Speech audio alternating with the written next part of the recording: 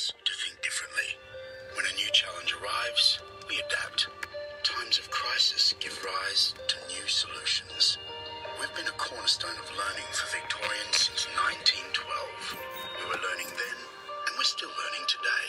What we learn next can impact our world. Melbourne Polytechnic. Never stop learning. Search Melbourne Polytechnic, RTO 3075.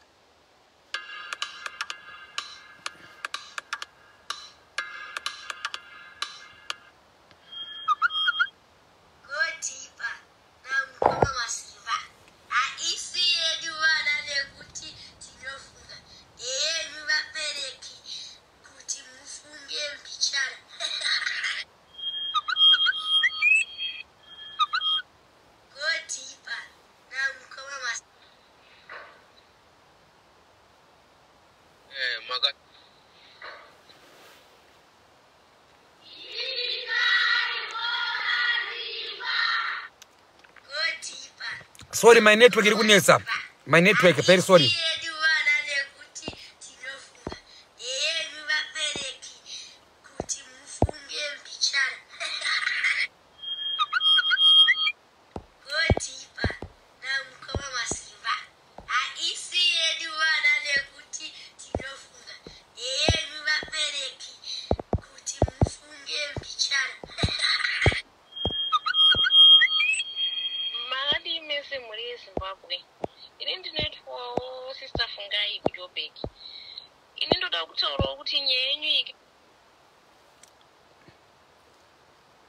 Hello, caller.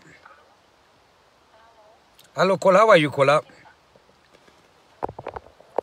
Yes, please. Caller, can you please raise your voice, please? Okay. Masimba, you disappointed us. Okay. First of all, caller, let me just be specific here. Do you want to engage me or your feedback, or you just want to make a statement? It's your choice. Yes, to engage your call. Thank you, caller. Go ahead. What's your first point? Okay, my first point is you really disappointed us. We expected you to act mature and Okay.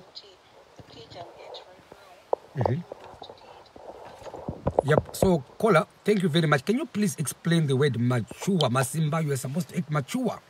Munoreve caller, based on the first show and attendance, so that I can learn from you. Okay. The issue you were dealing with it's a very sensitive issue. Okay. And you were supposed to approach our own dignity, which is respect all the person you are talking to. But even though I can't tell them to answer this type of question. Caller, Andina Pandambos, but I don't want to answer that type of a question. No. No, as adults, we can tell. Example, say papi, caller. Example, say munagatsama, say papi, so that I can learn from you. You were asking Jemana and you were saying. Say mumana kuti first born yako ine makore mangani. Yes, it was irrelevant because makore. Oh, irrelevant. Okay, makore mwana munada kubatsira. Wamuda kubatsira mimi amna basa nawo. So you are not concerned about vana vachu kuti vana vakamira sei. And you just want to help the father. Ko vanga. In this case, they were not relevant because even topic issue update. Yes, update. Yes, caller. Update yechi yekuti baba vevana ava vakuita zviri nani. Right? How good is that? Baba va pari nani. That was the agenda. Okay, vana ndavapinza papi. Simple. I'll answer you, caller. I wanted to make sure kuti mnalutara naye uyu. Is he going to be able to answer my questions? That's why I asked. Saka mwana wenye akaberekwa rini 2005. Ani makore mangani.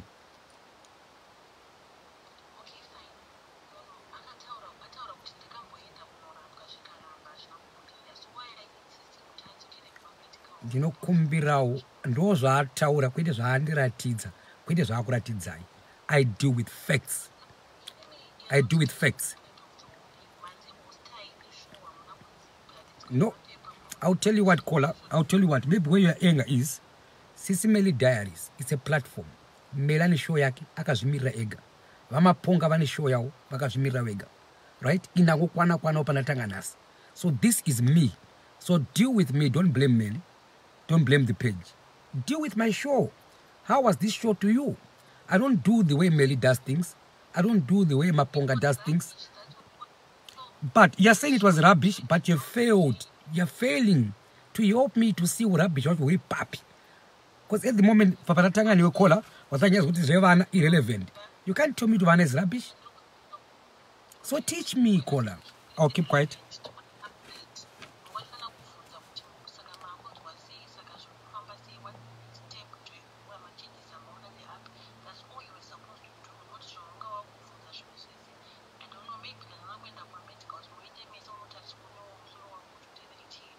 Ndakabva kwa Dr. Msulo Sola, so far so good kusati kwangu. But ndaka ndichazodzoka futhi vachandidaidza. But now proof yangu inokubatsira china ikola ini anabota call out for help here. We are dealing with someone that looks for testimony. So why would you want Masimba's medical report for what? For hosting a show?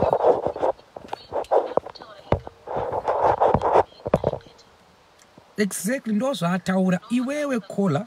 That's fine. I'm happy for that. But when did it so far? Afuna kuzara. Prophet Apostle Wawiranini. Apostle Wawiranini. At Apostle. Zvamuda kuita izvi. Hazvina humbo uchabatsira munhu akaita semukadzi wangu asinganamati. Asi Apostle makauya at least medical certificate where I can show someone like my brother kuti wona shamani medical certificate munhu akazorapo kwaApostle that can bring people to Jesus. And I mwari wechokwadi ane simba are straight. The word of God is straight. Right? If you don't want a medical certificate, that's fine, caller. Okay? I want to see it. It go deeper. Kuitira mangwana, the same people you come and say, takabirwa mari, takaita say. Not with Mukoma Masimba. No. I want to be straight. No. Caller, iwewe caller, ndiwe ones gonna say joke. I did a show. I'm gonna watch it soon. My show was straight. But sometimes I don't tell people what they wanna hear. Right? Then you get upset. What are you upset about? When you go watch the show again, I think you're gonna come and say, thank you, Mukoma Masimba. Thank you very much, caller, for engaging me.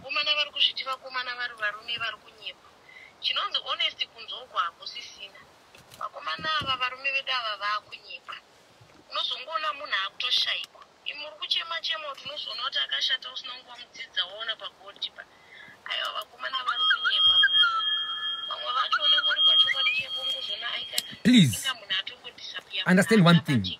This is SIS MELLY's diaries. Okay? This show has got nothing to do with SIS MELLY. I'm the one who's responsible. I was hosting this show. So please, it's either you want to engage me or you want to give me feedback, like my mother, Masimba, improve my interview skills. Don't go too interrogating. That's feedback. Or you want to come and make a statement. Then you can make a statement. You're free to do that. I'm responsible for this show, not Melly, not Maponga, not my banda, not that one, Bachelorette. This is my responsibility. Right? What was the show about? Mukoma na WeNhunzi tine half testimony yake. I was not even there, Muswachi WeNhunzi. But I know about that guy. I heard about him. Apostle and was even. There were better respect. I seen that Apostle. If you want to deal with me, it go deeper, straight. We need things with straight. Let's go do medical certificate. But yes, Mpanam, we're going to do it. So why can't you wait for me to finish my show? And you see a full testimony. Are you not crying for a full testimony? Oh, you feel like. Oh, I feel like. Oh, stop feeling. Start thinking.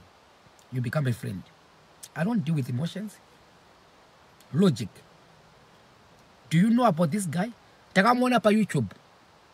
How many times have you seen me like that? Huh? Tomorrow you see me like this.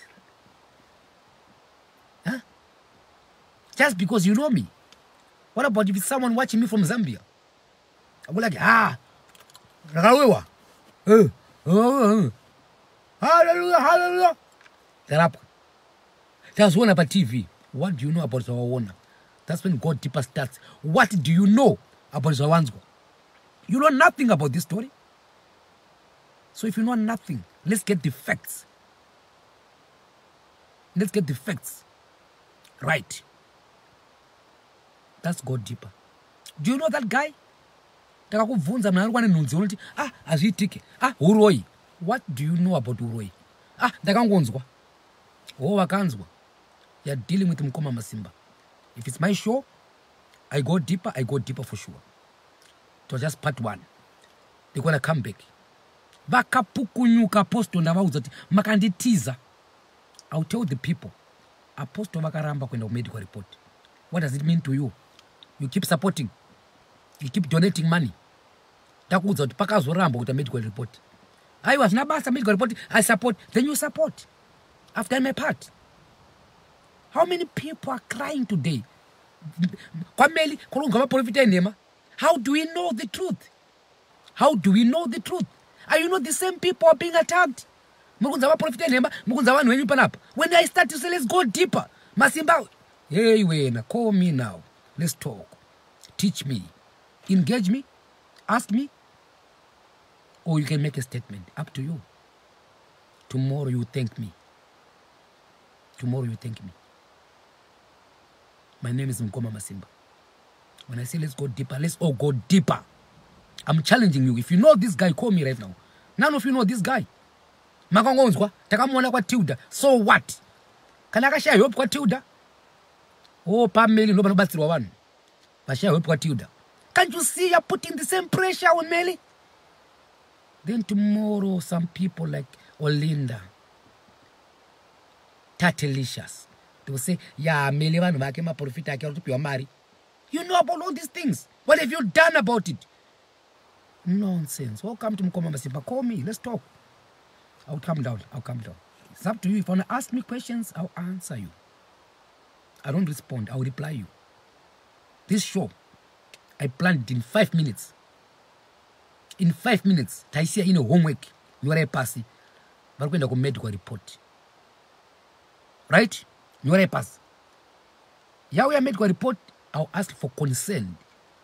On the same watch. You can doctor watch with that knows posters. With my own need doctor me. Then you people, you nurses, you're here also. Then you take it from there. Can I should I help? Sam, I want to ask you a question. You want to help? SIS MELLY diaries. But kumusha, I am sapinde kumusha. Why? Why? Sam, don't worry. And pinde kumusha kwenyu.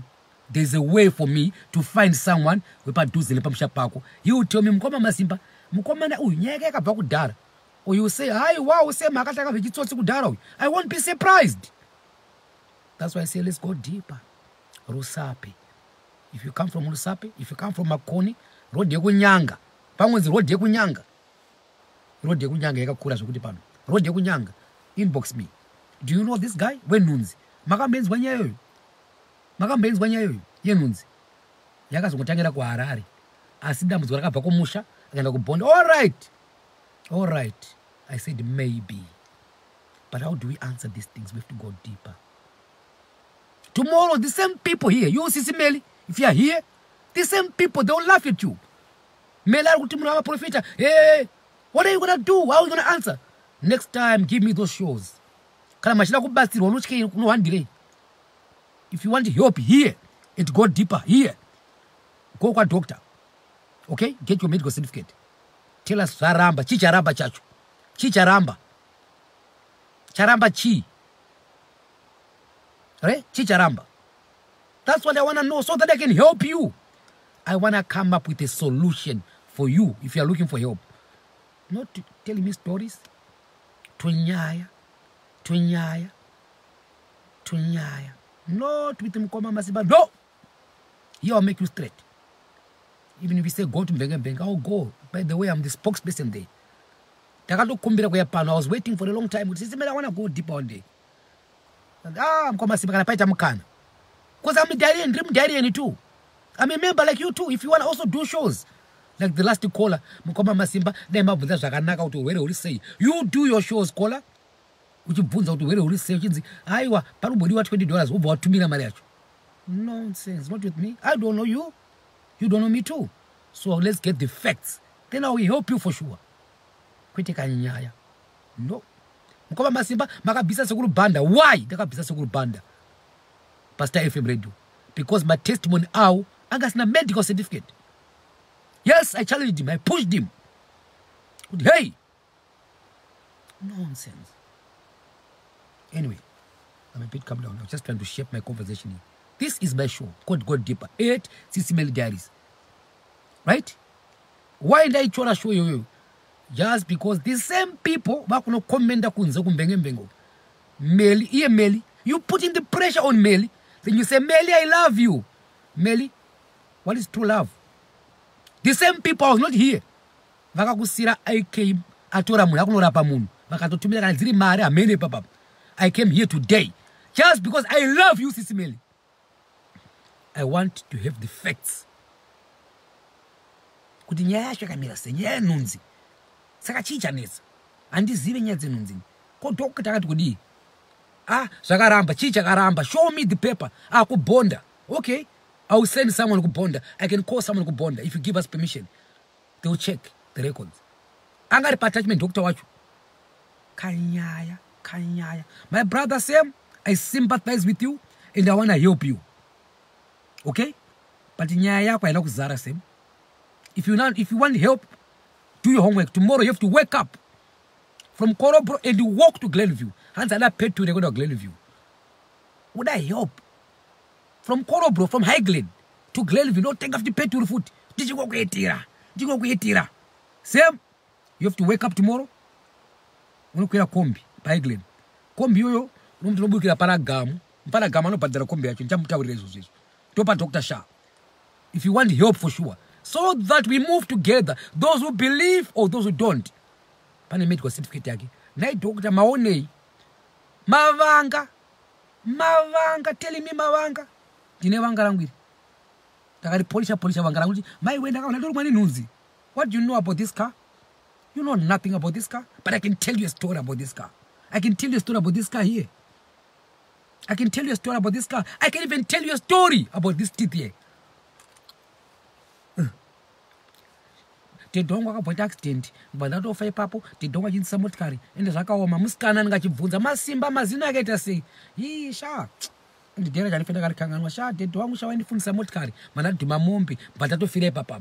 Musikana. Zvakaoma. Hachaone vende raMasimba. Anzwa kanyaya. Yo people, welcome to Mukoma Masimba. I want to see your true love. If you love Sam, let's help Sam. Don't sugarcoat Sam. Don't feel like. Let's help Sam. I'm willing to help Sam. But what help do you want to give Sam today? Upper hands testimony upper half. Upper half. Upper half from Mukoma Masimba. Oh. Okay. Apostle, I told you. These battles can build you up or can damage you. I'm glad, Apostle. Mavuma kushanda nini. Tibasiri Sam. Tomorrow nikakushayai. Nukunyura pass. Kuti Apostle hawana kuzodzoka panapa.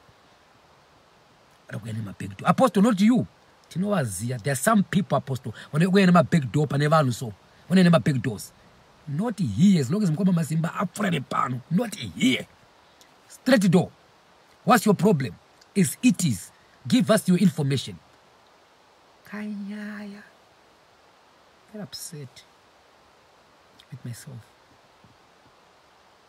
Anyway, I'll take your course now. So it's your choice. You want to talk to me? It's called engaging with me. Do you want to ask me questions or you want to make a statement? If you want to make a statement, I'll just put my light down with a statement yako. Equals zero yako. Thank you. Hello? SIS MELLY. How are you, SIS MELLY? And welcome to Go Deeper. Mukoma Masimba. SIS MELLY Diaries. SIS MELLY Diaries. Yep.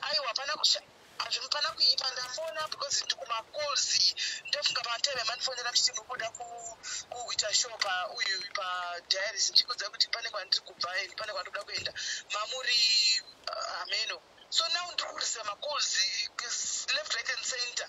apana tobuda nemuchechi madandiri kuchidzota hanzi kuita live muri kupisa munhu muri kudii hamene zviri kuitika saka ndinoshaya kuti hanya yacho iri kuramba ichingoenderera mberi tingofonekwa what's going on. Sis Melly, in short, people call you, they'll say what they're gonna say to you. Okay? This is my show. Nothing to do with you. Right? Nothing to do with you unless anything to do with the show. Mukoma Masimba, you did ask me, Mukati Imimi, Pakuya Baba feedback, Mawana post Baba feedback, Prophet. Yes. Post IK, Mukati Mukakuba hoster, that was good. But now it's never chance on a condescend data, Paku, what's up a Shabatizo, even Mukutuka, Apostle IK, and the Mukutuka, brother Sam, and the Mukueta God Zipa, Pataris. Sis Melly, thank you very much. Arukupaya chiti ndikutuka muva mamuti ndipe patukwa pacho mumaona full story. I don't want a half story. Ngabva kupai patukwa pacho. Thank you, Sis Melly. Thank you very much, Sis Melly. Thank you very much, Sis Melly. And you people, please.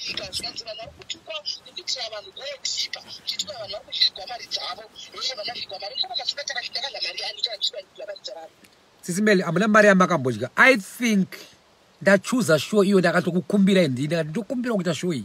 Asiva kukumbira ana apostle wacho kuti Masimba cha kuhostai. Ndakukumbira. Right? Why ndai kukumbira show you?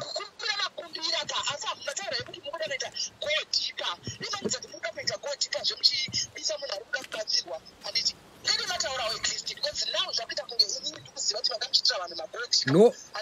No. Because you want to put up apostle because apostle never get any feedback testimony. So he is not the one who is supposed to give feedback. Pastor no hoster. The document hoster shits go pakachangira pata script to kufamba say God paka yakunzima kuitira munhu ari kubaraka into yaita kuti ndichibudaka nemuchishimana kuti ndizo makuita vanhu magoti pa zviri kufamba sei. I was Sis Melly, all I can say to you is my report. My first show, on Sunday I won a first. Asa ndinapanda tuka, tapedza mbele zvakanaka na apostle, ndaikumbira muzoiona show yacho mimi. Then mozo taurwa nema diaries edu. AUI. Right, mambo ona show yacho. Because zvekunzwa Sis Melly, I'm very sorry. I never thought people were gonna call you because naisa number zangu to talk to me here. Right? But then they end up coming to you. This was my show, nothing to do with you. Ndakukumbira iwo. Takati so zakadai ndikudzitsvaga show idzi. Aiwa ndikuzviziva ende ndikuzviziva anditi ende pamakumbira mimi makumbira ndikakudza kuti mandikuma ichitokuza kuti maita lucky ndikutobuda anditi. Mati muchitondifanira ndakuti ndikutobuda maita lucky makafuta ndibati singaza ndibati because ndikubva pane wifi anditi.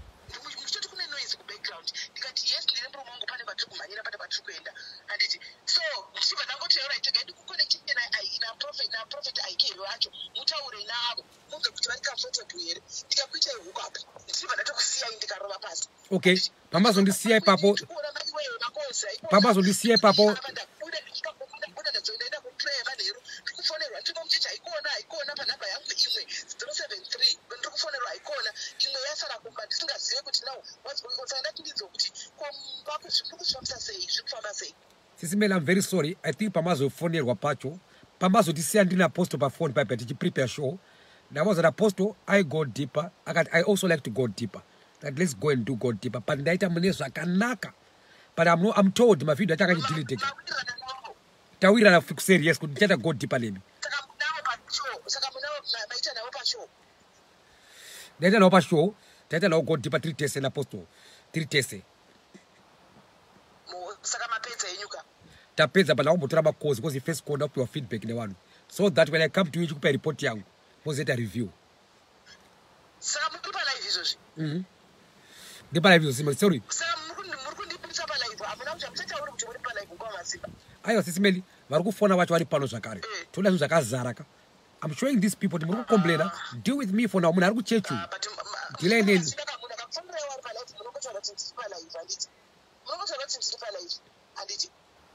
Ndizvo. I'm sorry. I'm sorry papo. No problem. Ndikumbura muri sendro number dzayo baba apostle kana mina perform yandikushandisa 073. Because mwacho ndaisiya kumba. Ndikumbura muri sendro number dzayo. Namba zawo nokutumidzira Sis Melly asi Yep, I'll send you the number, but Sebashoko, you're gonna go there. I won't know about the show. I thought about it. Wow.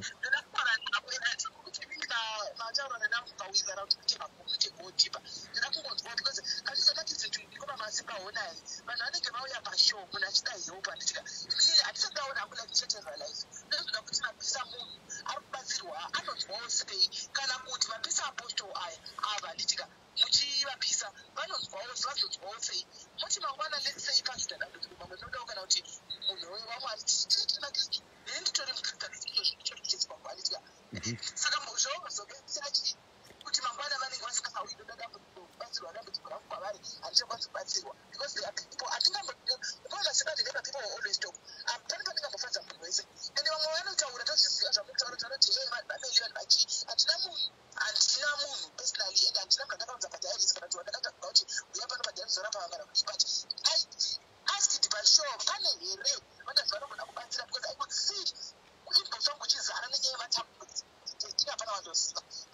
I did ask Pasho, and they said we are there. I don't know them. So people like will never stop about Mary. And there are people who are going to believe. So people can say but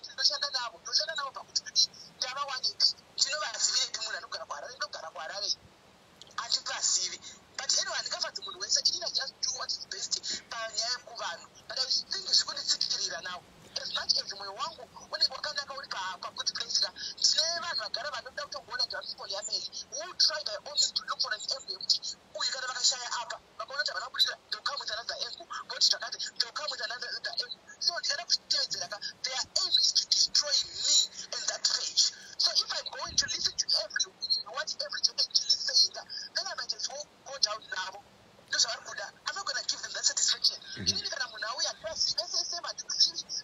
know who gave him his number. Apostle, I don't even know him. I don't know. So, I don't believe I believe so. Number, I will never give anybody any number.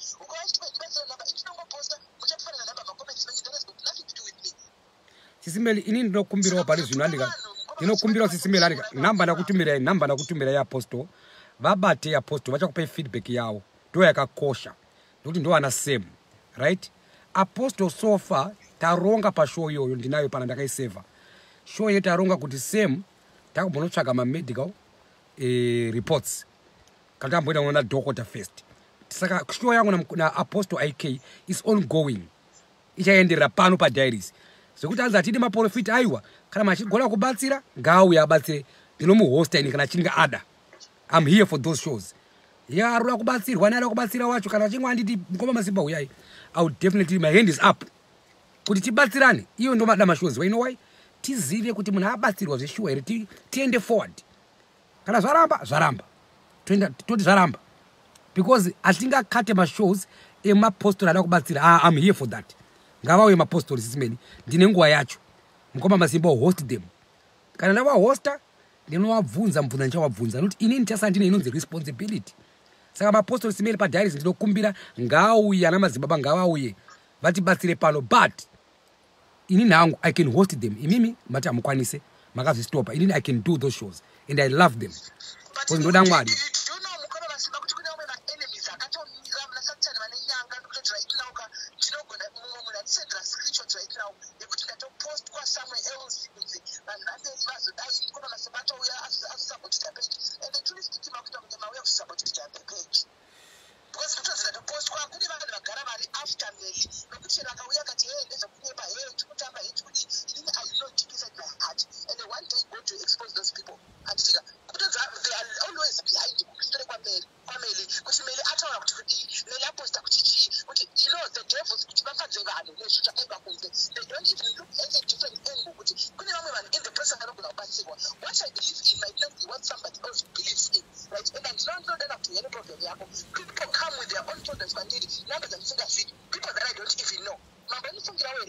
Because right now it's like you are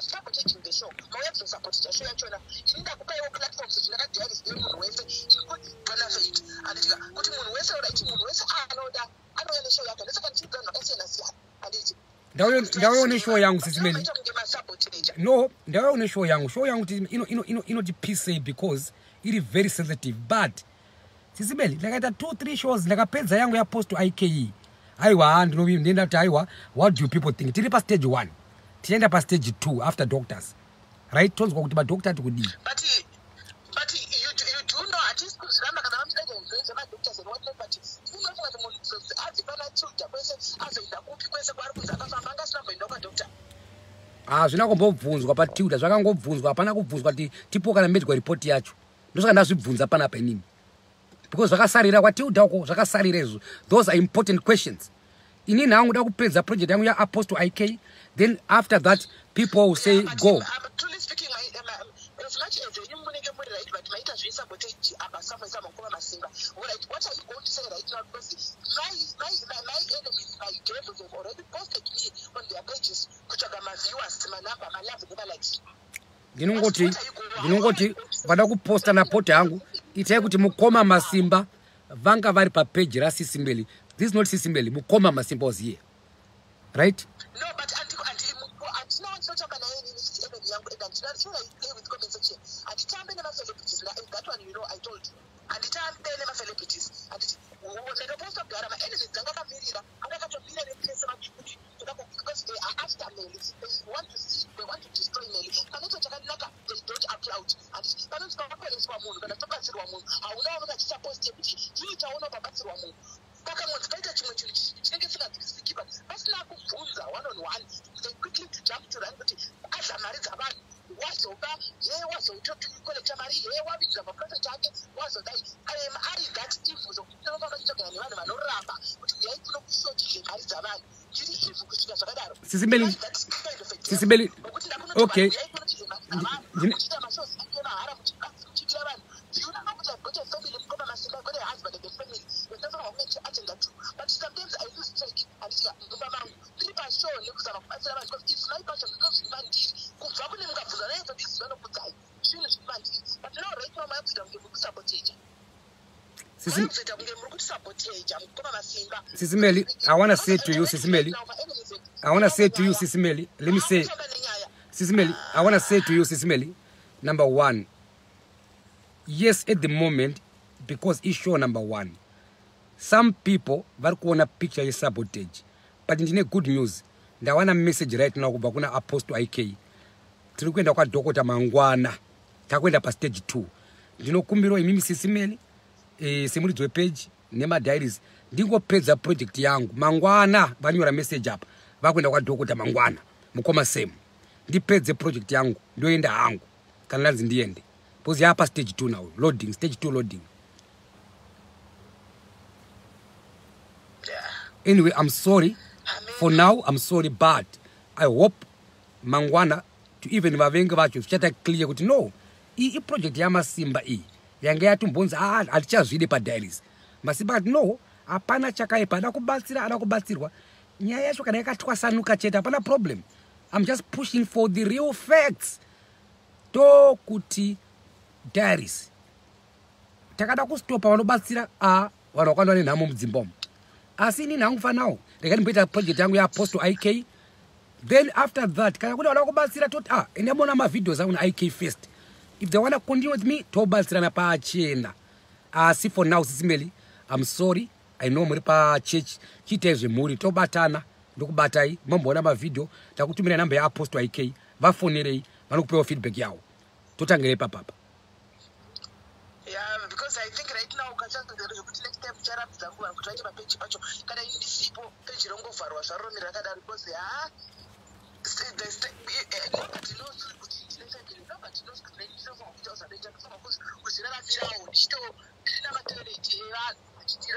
nobody thinks about it.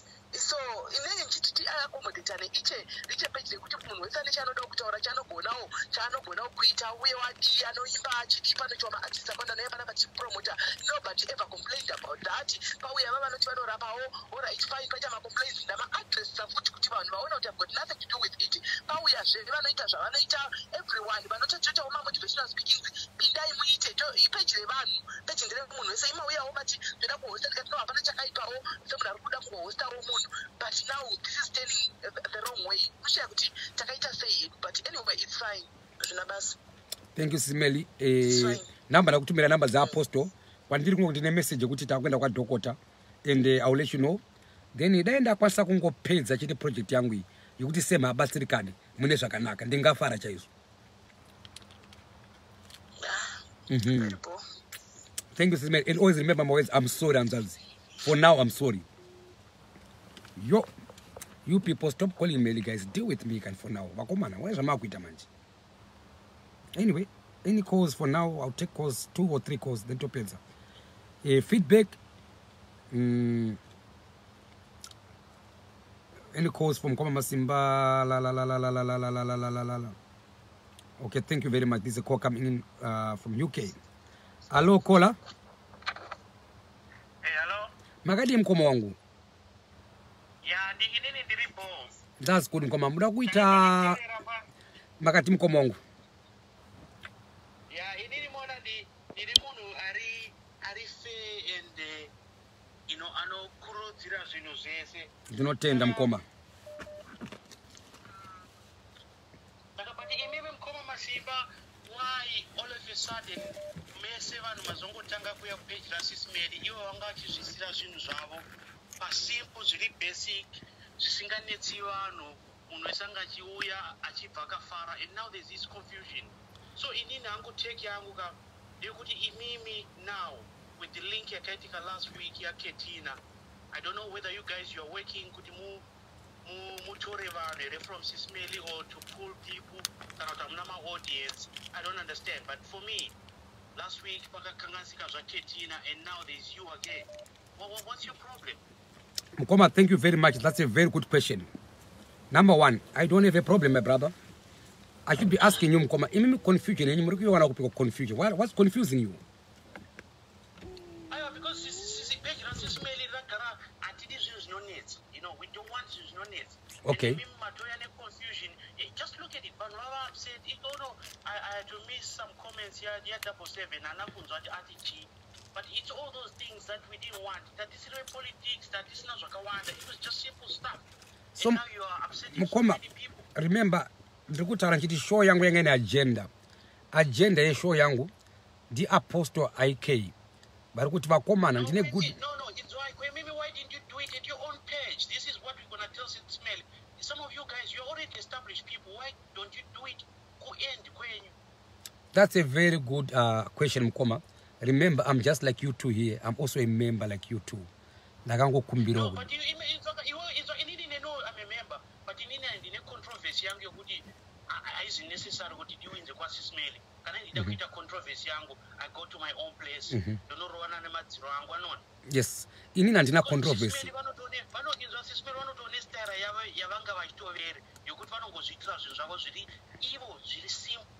At the moment, Mukoma, I disagree with you. Ndakaona wamaponga very independent. Ndakaona my band are very independent. So in the way on the independent panap. Yeah, but okay, we are more independent, but again, last week there's still that connection here, Ketina, yep. And all these and one. Okay, let's talk about Ketina. Let's talk about Ketina. Let's talk about Ketina. No, you asked me. Allow me to answer you, my brother. When you asked, let's have a conversation. When you asked me, allow me to answer you. Let's talk about Ketina. Ketina is searching for a man. I was interested. Then she kicked me out. Did I kick out? Yeah, anyway, that's all I'm saying. But, these past 2 weeks, all these things. So the confusion, my brother, is to you, my brother. My agenda is simple. I'm trying to help Sam. I'm trying to help Apostle IK. That was my agenda today. Because it's a choice, my brother. I chose to come here. Because Nasaka now pan up. I didn't meet them Kumbengembengi. I can't take people from Diaris to Mbengembengi. I met them here. They posted before, Tina good news. That and Lokumbo was a show as those are neighbor else. Ludama Shua Gadara. That's my agenda. Your agendas, I don't know. Your confusions, I don't know. Because my doctors out now who claim they are your friends. So what are they gonna They are not my friends, my brother. They are not my friends. You can even choose a doctor, We can even take them to your doctors. You can even take them to your doctors. I don't have friends. Look at it now. I'm not a doctor. I don't have friends, my doctors. I'm telling you about my popular names. And I will mention and okay, Glenview. Pamuri Paduze, kuna doctor ningi. Those are common names in Glenview. You can choose a doctor. We can take him to your doctors. What's wrong with that? Kalau singade, brother yangu. Kalau singade, don't make me lose that sadly. There are people like me. Do not end up doctor kwachu. That's me now. And I'm gonna do it. Even my drugs, even my machines, they are not even there. My brain scan. No, I never say that. Now what Mukoma shukutanga makambendera kwa chiremba ndakaenda. Mune any report andina that ndinokumbira mungono na chiremba kuti ndoromwa nenhunzi mutara nyaya yenyu. I want to see. Ndikubhadhara ndabhadhara mari yacho ndinobhadhara kwa chiremba yacho ndikubhadhara $20 yacho kana $10 ndikubhadhara to help them. To help them. Any sabotage between you two guys, down under south to mess up this page or to pull my audience, it's gonna fail. I'm sorry because my brother, trust me, my brother. As long as you're watching, there's no way I'm gonna sabotage this page. As long as you're watching, right? Give me a chance. Give me a chance, my brother. Chance here now. You want to finish this other day, controversy, and then the weekend there's gonna be this thing here, already.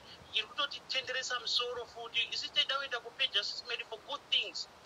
I'm told the bachelor show. My days are never pinning per midweek. I'm told that's I guess Saturday. Yaku entertainment. So it's up to you, my brother, to watch entertainment or not to watch, or you bring other things here. Let's all do it together. Otherwise, ukasaonza anything unonzi one. Then you start to complain. I don't know, my brother. Because ndachuza pandaona nyenda ndonyenda kutsvaga iyi ndikufara nyaya dzakadaro. I like to watch such shows. I've never done these shows. I want to do these shows. It's my choice. Why did you invite them to your page? No, I'm telling you, ndasanga nawo pano. Vanyorwa pano. Ndakaenda nawo page kwangu ndaba vanhu. Chindipai ndine nawo page kwangu. Chindipai vanhu vacho. You could have waited. You was invite kwako uchiwa offer what you want to offer them. Mukoma, I could have waited. Guess what? I did not wait, Mukoma. Let's deal with it right now. Ndavaona pano. Imimi Mukoma kama ne point yenyu. But Mukoma, confusion Mukoma. No, Mukoma, I'm saying to you, Mukoma, it's my first show here. Right? Watch the show. Depends. Okay, I'll call it a project. Yeah, opposed to IK. This is number 1. Right? Right now I got a message. Watch this kunapedza. Then you tell me my agenda nandi now. My agenda is simple. I want to help my brother, same. But when the battery is same, we need to show. Same. Tata work on. So that you, my brother, can help same. My brother, remember, same Mukoma pamaka zuona ina ntina kuzuona. Ndakambozuona before kwa Tilda. Pasakati kwa pala I was not even here. So why didn't you go deeper there? And I think there was on Rumors Media as well. Why did you go there? I did, my brother. I did. Yeah, but anyway, I have a strange feeling. Anyway, how far are you gonna go? Thank you, my brother. As long as you're watching, trust me, I will never sabotage a page. I will never destroy anyone, my brother. I want to help them. The last phone call I got that phone because I didn't like to hear SIS MELLY very so upset. Yeah, I'm sorry on that one. Yeah, I sympathize with you. Yeah, so Musa it's just some of us we want peace. But I didn't like that because and now because of you had to and it's not right. Not because of me, my brother. Not because of me, because of you. Because there was no confusion.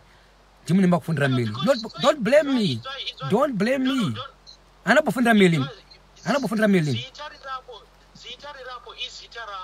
Yes, you know the responsibility. Because she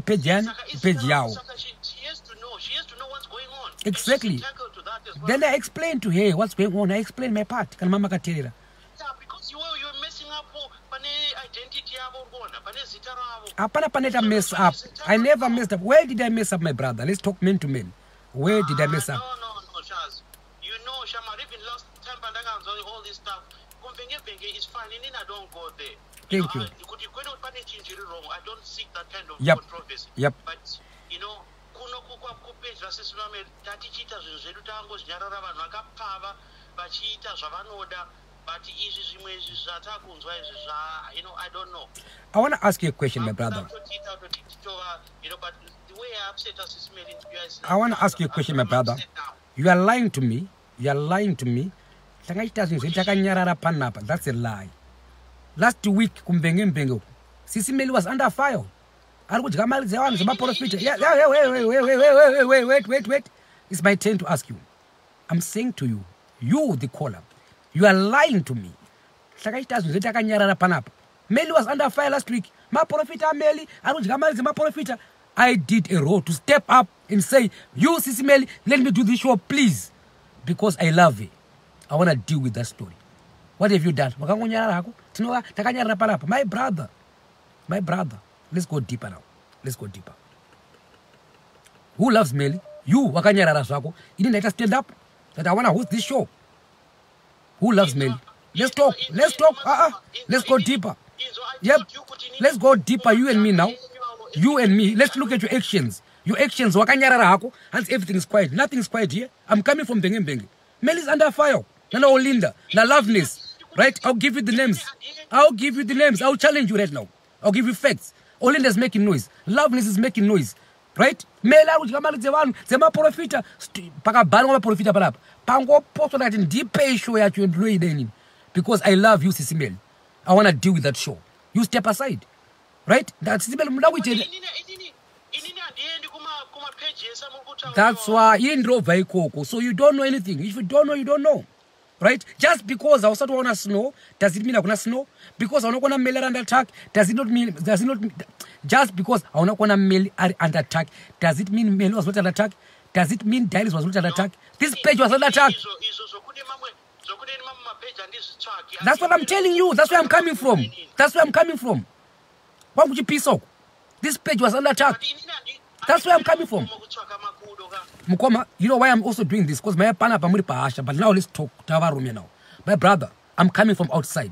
This page was under attack. Right?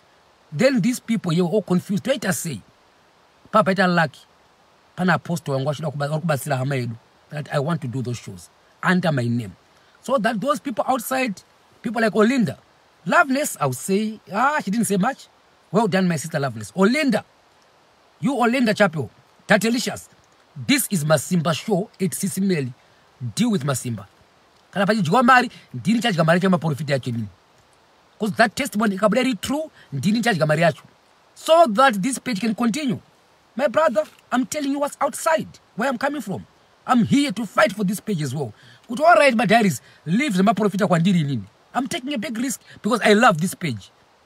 Right? Just because I'm not going to but Masimba is here because I love diaries. I love you too, my brother. I love MELLY. I love Olinda too. But I want to say, Olinda, noise yako ema profit ya ndinda akuita ili yacho. But is this in any kind of remember the follow SIS MELLY? Yes. Atimo square teach Taura Zimama page and then I remember SIS MELLY wanted to avoid Dr. Taura Masiteva Movan. Like now Murutara Nizumasteva Movan. Okay, that's a good question.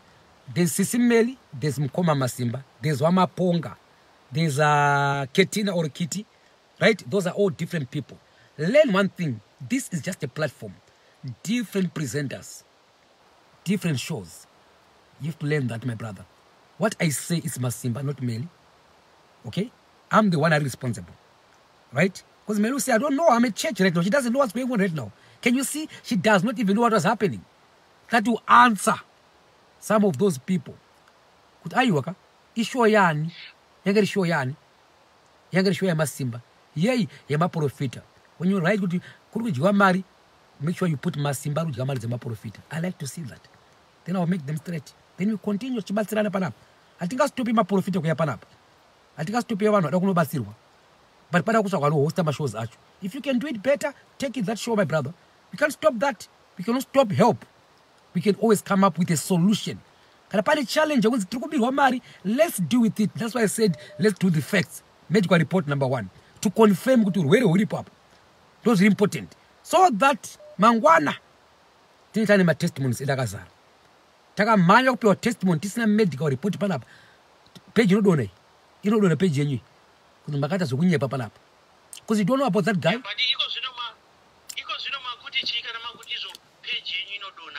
Page yedu iyi inodona iyi nendiwo zvakare pakapiwa apostle akauya netestimony achiti munhu yaapora, my brother we are in trouble, hatina medical report, hativaziye vanavo, right? We are in trouble, but I'm here tipiwa mafacts. I'm not saying apostle anotadza basa, I'm not saying ari kunyepa. I'm pushing for the truth. Once we've got the facts, whether you love me or what, it doesn't matter.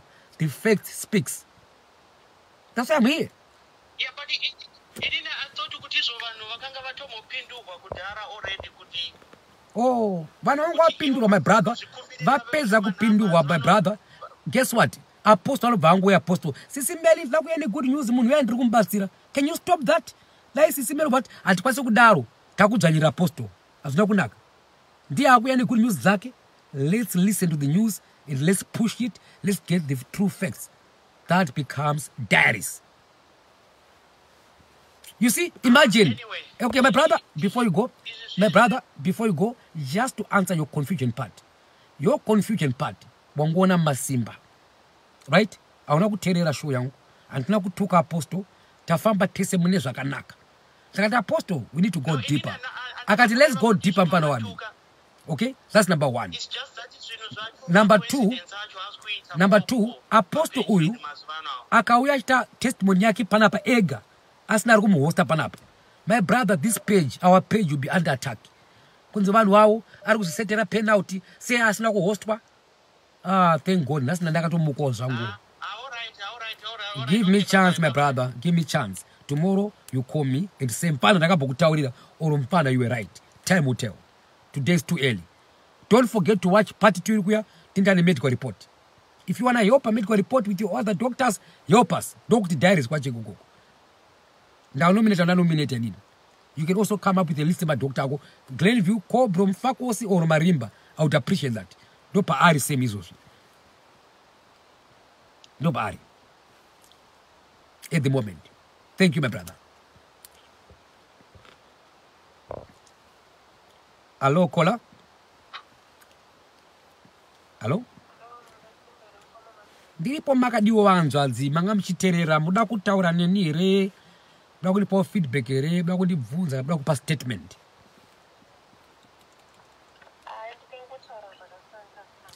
Okay, go ahead. What is your first question kwandiri nini Mukoma Masimba? Ndiri kuhosta show here.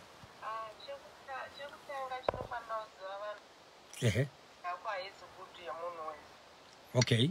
Yep. That's a fact.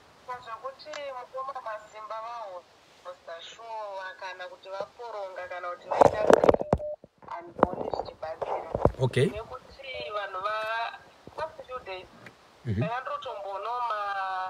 Mamwe macomments angachiuya ekuti apostle vaya vakazonditi zvekuti muprofita uya akauya pana akazonditi zvekuti mumwe akatoti ndiri kuda mari yangu yandakamubhadhara achinyorera kuna Sisi Melly. Saka zvimwe zvinhu you are right, nyangwe muchinzi muri wrong, pane zvimwe zvinhu zvinongodawo kungopruvha. Kozoitawo zvimwe zvinhu zvisingade kupruvha. Saka vanhu ngavasangomhanya kungoti nekuti imimi magarawo zvenyu mune tunyaya twenyu tumadhirama twenyu twamunoitaurwa izalo, yes, izalo. Masimba this, Mukoma Masimba this, Mukoma Masimba this, and it. I think nefunga dai zvauya zvichiitwa na somebody. Yes. Asiri kuitwa zvese izvi. Ndizozo. Yeah, because vanhu for the past apana kana vanhu kana 3 days up. Vanhu vanga vari kucomplaina. Vachitaura ndakazonzi zvekuti ndakazonzi zvekuti ini ndakazonzi ndoni what zvakangowanda. Okay, yep. Saka imini go ahead, caller.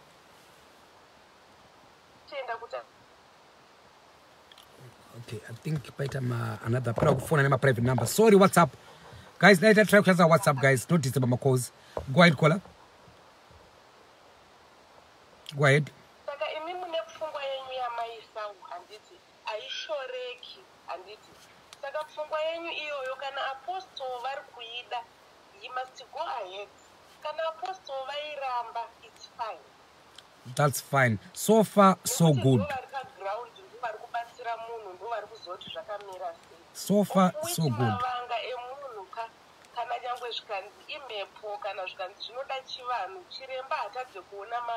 Ndizozo.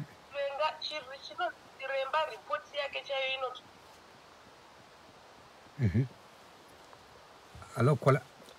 Pana ulifanya ni private ni direct call. Hello, caller. Hello.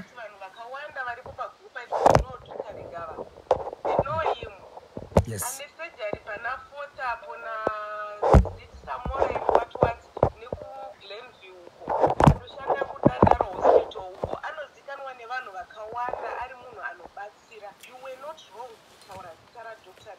Rigawa, yes, aripa Glen warapa Glen vipeda hapo kuna Dr. Shah zakari. Those anzimanzi vanhu vako. Natai wa madokota or bring your people if you want to bring your doctors then. No knows your name. Yeah. So you were just mentioning my name and my doctors and this. Yes, aripa duze. Yep. But ivo kana vakatoti nhasi atidi doctor toda kuenda kuparenya toda kuenda kuHarare. That's fine. Toda kuenda kuWest. That's fine. Kuenda kupi, it's okay. Option ya mapa kuti imini ndoda kuti paitwe izvi izvi. And imini if you are giving the money yekuti ishandiswe igoti rafiwewo igofamba nemunhu vagoenda kwachiremba vagoti it's okay. Andioni paine chakaipa. Yep. Didn't attack anyone. Caller, thank you very much. And let's always remember there are some people who are going to disagree with you. I totally agree nepungwa zako. But let's also respect basinga wirani so. Then all I can say to you, which I can promise, Saka, what is my agenda? Yeah. My agenda, Okay. time, give me time. Time will tell.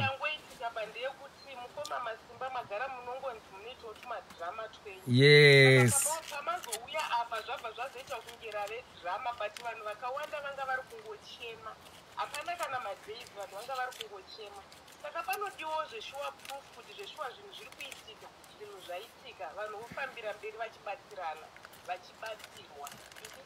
Ndinovimba show yangu go deeper SIS MELLY diaries ichava inobatsira pane maprofita tinovadaidza nganga ngadziuya nasekuru kateerera ngavauye nevamba testimonies ndovandowanzo kufarira ivava whereby I will start to go deeper nema testimony awo.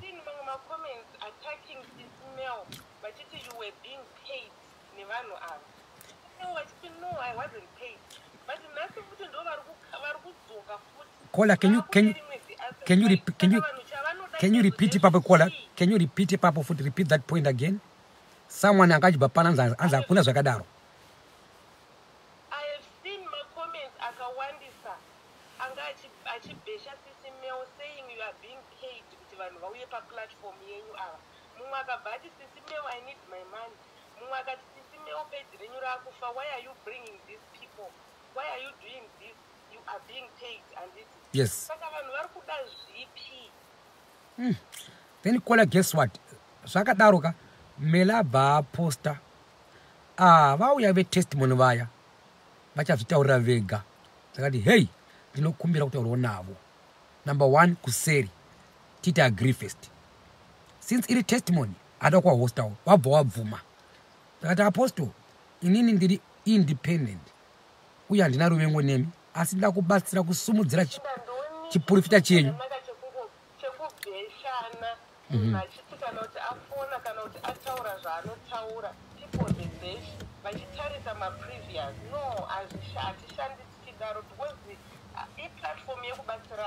Yeah, because vajaira Mukoma Masimba vasina mazino vanosota asi Masimba uya neni asi Masimba uya neyekuti aiwa takunzwa semu nyaya yako inda kunzwa semu handikuzive apostle handikuzivei. That being said handisi kukushorai chinangwa semu hadoda kuti ubatsirwe asi since unoda kutsvaga rubatsiro pamhepo let's try to answer some things like hatina medical report so far tatione half testimony. It doesn't make sense to me. It doesn't make sense to me, right? It does not make sense to me. I don't know if it makes sense to you, caller. Then who am I? I'm the one who's hosting. Then that's kumbira kuti ndinokumbirawo toita zvokuenda kwadoctor vakati aiwa hapana chakamboshata. That's good, so that asingabelieve apostori, asingabelieve ng'anga, aiwa kapane medical report haidi belief iyi, just a visit. Medical report chakaita chivanhu chakadzidzika handiti chiremba vanogona kutadza kuona urwere hwamukoma stem, but mavanga iwayo vachamaona kana ivo vachitsanangura zvavanotsanangura chiremba chapowo feedback yake handiti zvinobatsira kune vari kubhilivha izvi nevari kubhilivha izvi. Vanhu vorega kuramba vachingobhashana nhasi vauya vachiti iwewe wakabhadharwa kuunza vanhu pano irwa mari dzedu takambochitaura hatiti n'anga nemapostori takazombodii, nhasi unoi futi mauda kundiite izvi amuchada, saka muri kuda zvipi? Then I mentioned the name yekuti Olinda. Ipapo handikuya panaita mistake tumainandi muzukuru ndangojaira kujoka naye kuti Olinda muzukuru wangu chingomuwanzira chete. I withdraw my words Olinda. Loveness hanzvadzi yangu ndangojaira kuti Loveness, asi Loveness handapana mutuka naye pakanyanya. Ndinowanzira wangu Olinda by nature. Because you know why? Just like to provoke muzukuru wangu chova chata noise chiri kunze uko tonakidzwa iwe. But not here. Olinda, here I'm not going to talk about you my darling. Kumvenge. Okay? Zuwa my friend kumvenge. Loveness hanzvadzi yangu tobatana kumvenge. Here I can't. Let a mistake pop, and I want to say I'm sorry. I was not supposed to mention names. But caller, I want to ask you a question. Kodayanga li SIS MELLY va host a testimony yanga apa half. What do you think was going to happen tomorrow? Every SIS MELLY and it va host this thing and it. Zvoba zvangopera pasina zvimwe zvese zvabvunzwa. Vanhu vanga vachangoramba vachidzokera kozi namba yamanzi mablame kuti maisa namba already namba yakaiswa kare. Vanhu vakaenda vakatotaura naapostol kare, saka vanhu vanga vachangoramba futi vachingoenda vozosangana nezvavasangana nazvo vakudzoka futi bheki kuna SIS MELLY vachibhesha futi vachitaura zvavanoda, saka the same people hatizivi zvatinoda.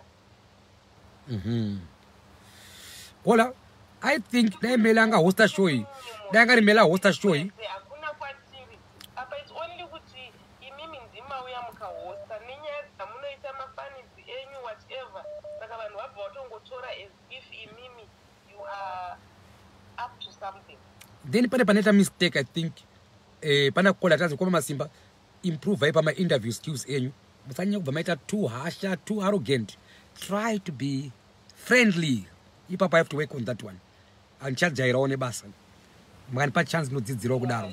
I will try to be nice. I think mukaitawo time yenyu muchiita mashows akadaro munodzidza zvinhu zvinobva mukudzidza. Yeah, ipapo ndanyora pasi point yona ndakanyora pasi, and I will definitely improve. Then number 2, pachatora nguva kune vangu kuti Masimba upi, kuna Masimba ekumvenge, kuna Masimba asina mazino, kuna Masimba benzi, kuna Masimba anosota, kwana Masimba ari kuita go deeper nekubatsira maprofita danobatsira anoona nevanoda kubatsirwawo kana vachinge vada hawo kuya kwandiri kuti testimony yawo izadzikise pamwe chete kuti tione simba raMwari. Do Masimba ari pano nhasi, haasi Masimba ekumvenge, haasi Masimba emaizalo, haasi Masimba anosota, haasi nhasi ndakatopfeka mazina acho. Zvamasimba atangawo nhasi SIS MELLY Diaries. Chinangwa changu ndechei Apostle nyanya yakanaka tokutenda nokubatsira mwana uyu mamwana SIS MELLY Diaries. Atinga kukiignore, you have to come back ne testimony yenyu. Asi Apostle ndikakusiya inini saMasimba moita muri mega panapa. That's not a full testimony, that's not a full story. Inokwasisa story page zvinozonzi mangwana takukutumai kuti muite mari nesu panapa.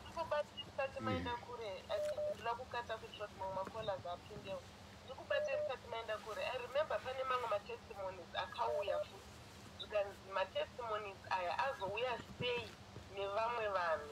Kuda matestimony handizoti vanhu vaida matestimony aibva kunani chaizvo, anditi akanga auya achiiswa zvichinzi munhu atini ndakatobatsirwa zvikazokii zvikati zvikanzi no vanhu vavo.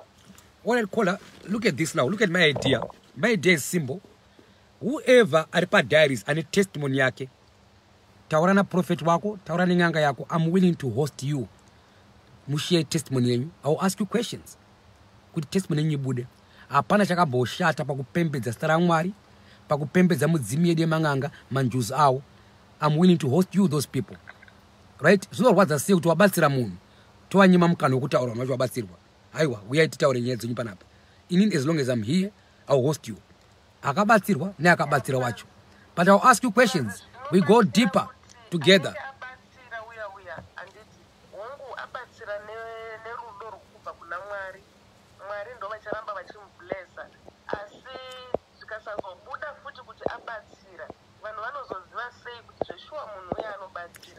Kana iri show yangu inini kola. Kana iri show yangu, I will leave no stones unturned. Kana iri show yangu go deeper, I will definitely leave no stones unturned. Akabatsirwa nyake chabuda, akabatsira kubatsira kwa kunobuda. Kana pari shift, I will make them straight. Yeah, nekuti ndingaita ungenda kusanganisa.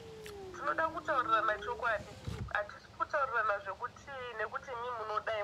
Ini ndotasa macomments andinomboona zvangu achiitwa since pakatanga nyaya idzi.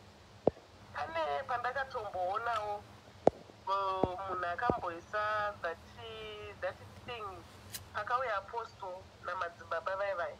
Pane mumwe akatoisawo comment yake ipapo anditi account yacho yaipiwa namadzibaba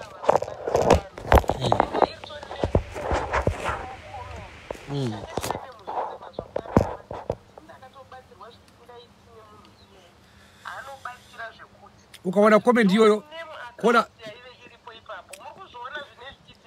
saka vamwe vanhu vanenge vachinyora vachibhesa uku vachikubhesa uku vari kubhesa saka vanoda zvipi kola panhau yawataura iyoyo maserem anogona kufanana. Ndapota tsvaga macomments kuti iwe Mukoma Masimba loda kutokuhosta ushiye testimony yako namadzibaba wako. Ndinovabatsira panapa kuti nyaya tinzwe nyaya dzawo zviri kwavari. Tell them kuti Mukoma Masimba tokutsvagai kuti imi kana makabatsirana uyai mushiye nyaya dzenyu panapa tipembere kunaka kwaMwari. But bring a full story. That's all I can say to you. Thank you very much Kola. Tinokutenda Kola nepfungwa dzenyu makazvimirira mega. Bye bye. All right. Guys, aungabatsirwe uchida kushare testimony zinyarara. Not with Mukoma Masimba. I'm a member of Diaries. I'm willing to also host you. Utaure testimony yako. Ubva wauya na prophet wacho kana apostle wako. Tione kunaka kwa Mwari tifare. Mangwana wanobatsirwa ikoko. But bring your full story here. If you don't bring a full story, tuta part 1, part 2, tutapedza nini. Apana chinofanza sekubatsirana ndinotenda chose. I'll just take a short commercial break. Then I'll take my last 5 calls. I know people are still calling. Guys, I don't know panic hours mangani panapa. How should I do now here? Okay. I don't know now. Tambo paka break. Paka break tuita so paka break. Tumbo play music.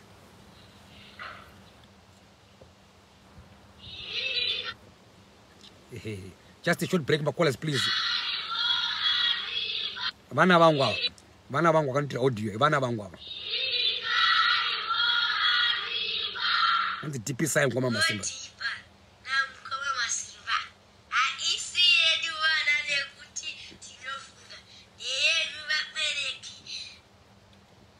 Mwana wangu mkuru. Ndiye mpana mkuru anzi Glenview. Ndakata audio.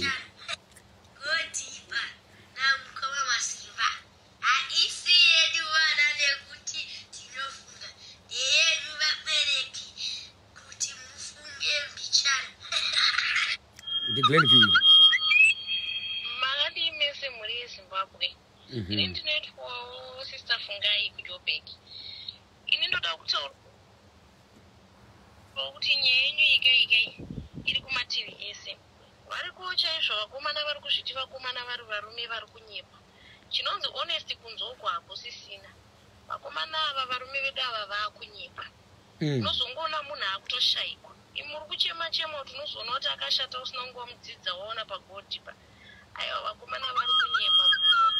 Vamwe vacho unenge uri pachokwadi chepo ungozoona inga munhu atongodhisapiya munhu achabatiki. Ende havanonoke futi kukubhloga vanhu ivava. Saka zviri kwese irovei kunzvungu irovei kunyika. That's mai vangu kudara. First wife yangu. Okay, break it up here. I'll take last calls, guys, due to time. One day, that could be a stadium. I'm ready for next course. Either feedback or you want to make a statement. That is, if you're angry, here we are allowed you have to be angry. When you're angry, you start to think. Sometimes I provoke your mindset to go deeper. Kabongo, when you recommend yakanaka chazo Masimba we, hands Masimba we chiapa. Kabongo tripa SIS MELLY diaries and this is mind your comment, mind your language. In the wanyepa foot beside J, we say K, Masimba ane K, kwete J. Okay? Please, tripa SIS MELLY, don't write such things here. As if don't tell me panap. Then my sister Julia, you're one of the most intelligent people on Facebook. Yo, thank you for that. Yeah, you make me intelligent now. No, I'm just shallow, slow and dumb. Maybe to you I'm intelligent. Thank you, my sister. Your opinion. You should upgrade yourself. Twitter is about facts and reality. Julia, Nwara Pasi, go to Twitter, go look for Norman Ngwenya, lawyer Australian Dini. That's my account. I'm there on Twitter. Norman Ngwenya. Go see me there. I'm there. Like I said, picture of Blazi yangu. And it's Zudaso. Yeah, Dini Papa, no account yangu yoyo. You can come on Twitter. We can debate there. I like Twitter too. So Ndiri work Twitter, but I don't use Mukoma Masimba there. I use Norman Ngwenya. Do account yangu. Follow it. Because Norman Ngwenya lawyer. Like I said, Blazi Nika Zudaso. That's my Twitter account. Okay? Thank you for asking. Anyway, we have to move on to my calls. Hello? Hello, Tete, welcome, caller, to Mukoma Masimba. Answer, I'm not allowed to say names. Hello, caller. Caller, Bob, now with a statement, or you want to engage me, or you want to give me feedback?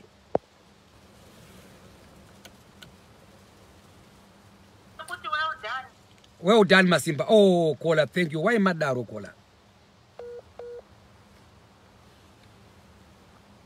Caller, kukata network, I think. Sorry, caller, can you start again? Yanga kata mati kudi caller. What's your first point?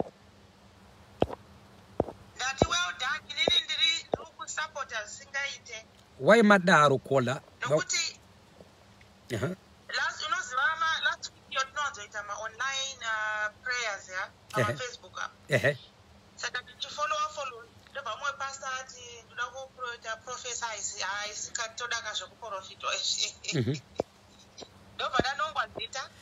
Yep.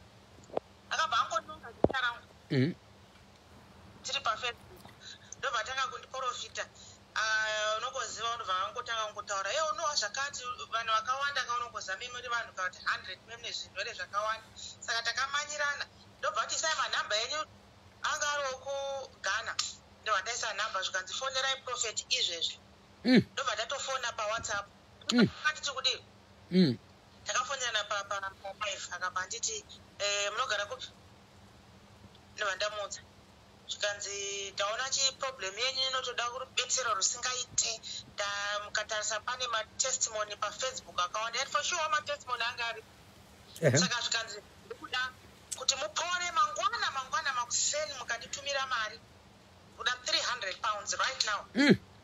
Are you gonna do that? Yeah. That I'm finished. Ndo vandangoti zvikanzi ndakutotumira vapana vangu izvozvizvi kuti vauye vazotora mari wobva vatumira kune imwe nzvimbo kunotorwa mushonga pai mangwana munenge maporesa chirwere chenyu. Aka-emphasize kuti muri kutumira here mari yacho namanje ndikatopuwa mabank details Ghana Western Union. Ndoda ngoti haungapa Mukoma Masimba vanhu vakangodai vachikushora izvenyu but mangwana ka vanozoona kuti maita vanhu chokwadi. Kola, don't worry, you know why I'm used to this. Ndoza kwandakabva ende ndatojaira kuti aiwa don't worry about kuti Masimba anogeza here akanakira terere zvandataura chete ndozvakakosha. Nyorai pasi.